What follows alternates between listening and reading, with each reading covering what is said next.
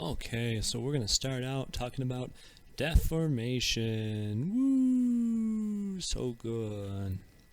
Alright. So there's two kinds of deformation that we're going to talk about. This is what you're going to focus on while you're watching here. So there's elastic deformation and there's plastic deformation. Elastic deformation, it'll return to its original shape, you know, like elastic does.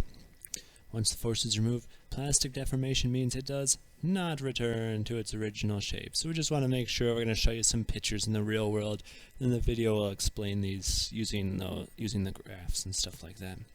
So here's an example of something that's elastic. A spring is usually elastic, well, up to a point. So when you stretch out the spring, it's going to look like this. Ta-da! Now, if you let go, you chopped off your hand. What's going to happen is the spring will bounce back and it will go back to there because it was an elastic deformation.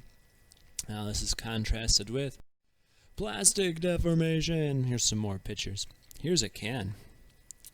Can you believe it? Now there was a force that smushed that can. That force is no longer there because you can see the can. Now you will notice that the can is not going back to its good old cylindrical shape. Same thing for this spoon.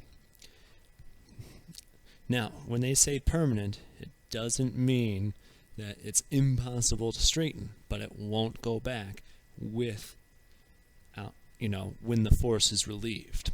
Okay? So this spoon got bent, man, and there's no force on there because, there was a force which bent it. They didn't thaw the ice cream. And then, when they let go, the force wasn't there, but the spoon didn't bounce back. Okay? So that's what we mean by permanent. Not impossible to bend back, but it doesn't bend back when the force is removed. You've probably seen this before. If you have a spring, and you pull it, and you keep pulling it, it'll have a limit, and then once you pass that limit, the elastic limit, you're going to get it to look like this, and you're going to be sad, because you ruined your spring.